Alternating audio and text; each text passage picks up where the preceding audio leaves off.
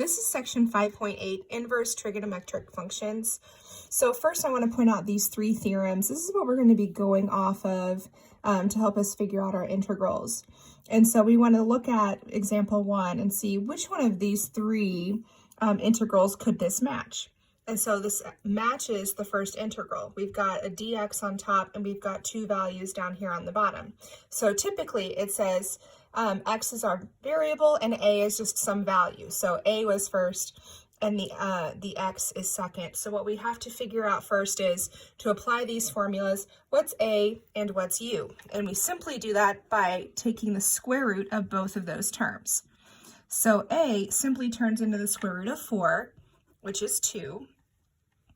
U is the square root of x squared,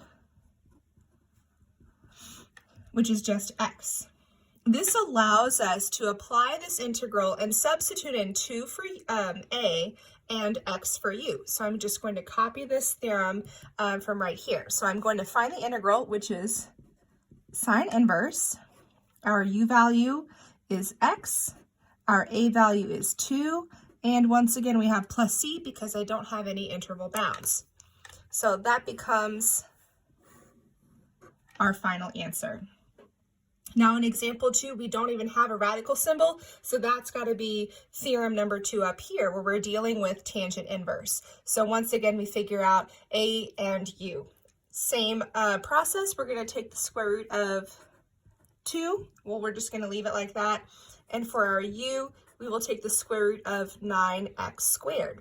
So here it's important to take the square root of 9 and the square root of x squared. So the square root of 9 is 3. The square root of x squared is x.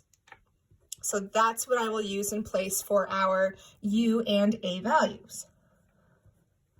So this time we have 1 over a. So I can put 1 over the square root of 2. And in this case, it's okay to leave it. We don't need to rationalize it. And then I have times tangent inverse. U is 3x, a square root of 2 plus c. And like I said, we don't need to rationalize.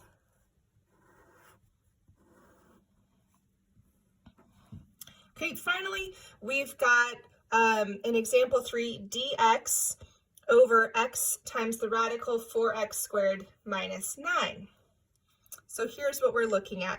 First of all, we need like u substitution, and we're going to figure out u and a for the sake of applying this formula. So you're going to see like an extra u out here. So for example, let's deal with the fact that our u is going to be x. The derivative would be 1 dx. Well, we technically already have 1 dx up there, so that part is fine. So when we go to rewrite everything with u and du, this x simply just disappears. So then we're going to focus right here on our u and a values. So because 4x squared came first, I'm going to find u first.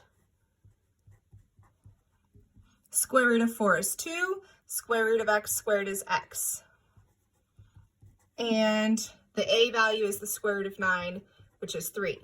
So I don't want you to get the u and the a confused with the u substitution we did here. That can be tricky because we've got two u's going on.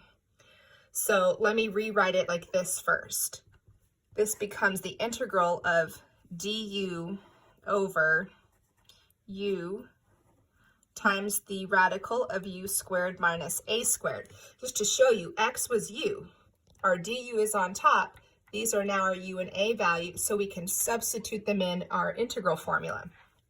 I've got 1 over 3 times secant inverse, and then we have the absolute value of u, so I'm putting a 2x up there, over 3, and then plus c.